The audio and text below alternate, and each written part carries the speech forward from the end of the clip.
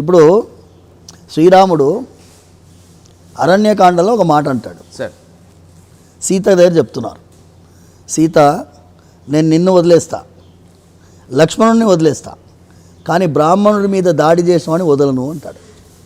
Okay, ఎవరంటారు? సాక్షాత్తు శ్రీరాముడు అంటారు. శ్రీరాముడు అంటాడు. మరి వీడు చేసిందేంటి? చేసిందేంటి?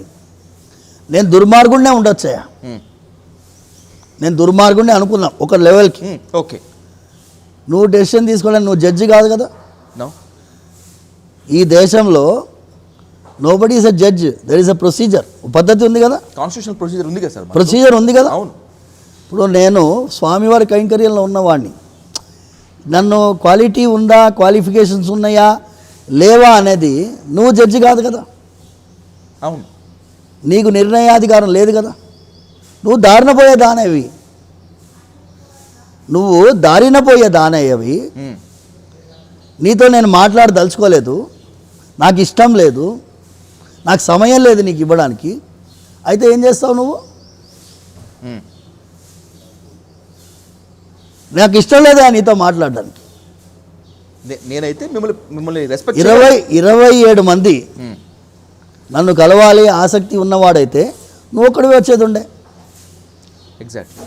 నువ్వు గ్యాంగ్గా ఎందుకు వచ్చావు? దాని పేరు సైన్యం. ముఠా నాయకుల్లా వచ్చావు, కింద దోకేశావు, తోసావు, కింద కూర్చుని ఉన్నాను. ఇప్పుడు నేను ఏదేదో అంటున్నావు, అవన్నీ కోర్టులో చెప్పు అంతే. ఇప్పుడు నేను నీతోటి నీ నెరేటివ్ని నేను ఆర్గ్యూ చేయను. నువ్వు ఏమేమి చెప్పావో మీడియా ముఖంగా చెప్పావు, నేను దాన్ని కాంట్రడిక్ట్ చేయను, దాన్ని సమర్థించను. ఎందుకంటే నా గురించి ప్రజలకు తెలుసు, నా గురించి నా స్వామికి తెలుసు. ప్రజల ముందు నువ్వు చేసేటటువంటి బురద నా మీద చల్లేసావు బురద. నీ బురదను నేను కడుక్కోవాల్సిన అవసరం భగవంతుడు నాకు ఇస్తాడు అవకాశం. ఎక్కడిస్తాడు? కోర్ట్ ఆఫ్ లాలో. Exactly. Media has no business to do trial. అవునా కదండి? I accept sir. ఇప్పుడు మీడియాలో ఎవరైనా ఎందుకు అడగాలండి? మీరు అడిగారు క్వశ్చన్. ఆయనని నీకు మాట్లాడడానికి అవకాశం లేనప్పుడు నువ్వు ఎందుకు లోపల దూరావు? నూక్కుంటూ ఎందుకు పోయావు? నువ్వు ఎందుకుంటూ పోయావు? తలుపు నూక్కుంటూ పోవడానికి నీకేం అధికారం ఉన్నది? అవును. పోనీ నువ్వు ఏదో రికార్డ్ చేసావు అన్నావు, ఆ వీడియో బయట పెట్టేది ఉండే. ఇప్పుడు ఈ వీడియో పెట్టావు కదా బయట, నా మీద దాడి చేసిన వీడియో పెట్టావు, అలా కట్ చేసి డాక్టర్ చేసిన వీడియో బయట పెట్టావు. ఏదో నువ్వు చూసావు అంటున్న వీడియో దాన్ని ఎందుకు బయట పెట్టలే? కానీ మీరు ఎవరికో కాల్ చేసి ఆయన ఎక్కువ ప్రెజర్ చేయకండి, వీర్రాఘవరెడ్డికి ఎక్కువ ప్రెజర్ చేస్తే ఆయన దగ్గర కొన్ని వీడియోస్ ఉన్నాయి, ఆ వీడియోస్ బయటకు వస్తే మన పరువు పోతుంది అన్నట్లుగా చెప్తున్నాడు ఆయన. ఇదేనండి ప్రాబ్లం. ఏంటంటే మీ అందరికీ ఏంటి అంటే ఒక విధమైన నరేటివ్ మీకు ఇచ్చాడు. ప్రాబ్లం ఏంటంటే యూట్యూబ్ ఛానల్లో వాడెవడో చెప్తాడు, దాన్ని నేను కాంట్రడిక్ట్ చేసుకుంటూ పోవాలి. ఇప్పుడు ఉన్న ఎన్ని యూట్యూబ్ ఛానల్స్ ఉన్నాయి ఇండియాలో? ఎన్ని ఉన్నాయి చెప్పండి? చాలా ఉన్నాయి. ఒక 1000 ఛానల్స్ అనుకుందాం. Okay sir. తెలుగులోనే 1000 ఛానల్స్ ఉన్నాయి. ఒక్కొక్కడు ఒక వర్షన్ పెట్టాడు అనుకోండి, ప్రతి ఒక్కరి దగ్గర నేను పోయి ఇది కాదని నేను వివరించుకుంటూ పోతే నా పరిస్థితి ఏముంటుంది చెప్పండి? ఇక దానికే సమయం అయిపోతుంది. నాకు వెంకటేశ్వర స్వామి సేవ చేయాలా, వీడి సమయం చేయాలా? అవును.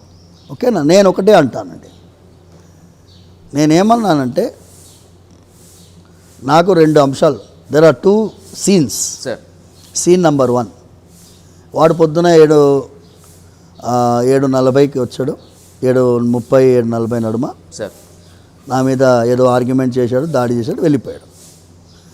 అందులో క్లియర్గా ఉంది మీ రాముడు అన్నాడు. అంటే నా రాముడు నీ రాముడు కాడా? క్వశ్చన్ నెంబర్ 1 అంతే. కానట్లేగా మీ రాముడు అని పాటి మీ రాముడు అన్నప్పుడు నువ్వు జయతు రామరాజ్యం అంటున్నావు కదా, మరి మీ రాముడు అందరి వాడు కదా. మీ రాముడు అంటే నువ్వు కన్వర్టెడ్ క్రిస్టియనా? డౌట్ వస్తుంది కదా. ఎగ్జాక్ట్లీ. మీ రాముడు అంటున్నాడు, నన్ను కింద దోశాడు.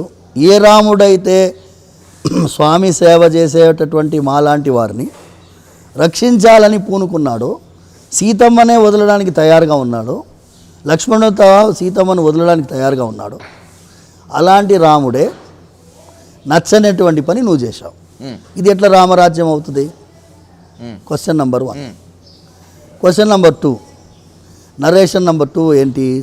Scene number 2. సపోజ్ వీడు కనుక పోయిన తర్వాత నేను ఎవరికో ఫోన్ చేసి పార్కింగ్ రాడ్ దగ్గర, నాయన 26 మందో 25 మందో లెక్క పెట్టలేదు నేను, నా మీద దాడి చేసి వచ్చారా, మీరు ఆపండి చూసుకోండి అన్నాను అనుకోండి, వాడు దాటుతాడా ఊరు? అసలు ఈ ప్రిమిసెస్ దాటలేరు కదా. ఊరు దాటుతాడా? దాటలేరు. సపోజ్ నేను చేసి ఉంటే ఏమయ్యేది? వాడు కంప్లైంట్ ఎందుకు చేయలేదు అంటున్నాడు కదా సార్, చెప్తున్నా. సపోజ్ చేసి ఉంటే ఏమయ్యేది వాడి పరిస్థితి? కొట్టేవారు. కొడితే ఏమయ్యేది? అది మీ మీద మళ్ళీ ఇంకా నా మీద వచ్చేది. నేను అంత బుర్రలేనున్నా, నేను కూడా LLM కాన్స్టిట్యూషన్ లా చేశారు కదండి సార్. ఎమోషన్కి నేను తావు ఇవ్వలేదు. కూల్గా అయిపోయింది, కొట్టేశాడు, వెళ్ళిపోయాడు. సరే ఇప్పుడు ఏం చేద్దాం? దీని గురించి ఏంది? అంటే కొట్టినవాడు ఎవడో తెలియదు నాకు. ఇప్పుడు వీరరాఘవరెడ్డి ఇప్పుడు ప్రజల్లో ఉంది, అప్పుడు నాకు లేదు కదా. అవును. ఇమాజిన్ February 7th రోజు నా పరిస్థితి ఇమాజిన్ చేయండి సార్. అవును. అండ్ దట్టు ఒక షాక్లో ఉండుంటాం. షాక్లో ఉన్నాను. 2 పెళ్ళిళ్ళు అటెండ్ చేశాను నేను. Okay sir.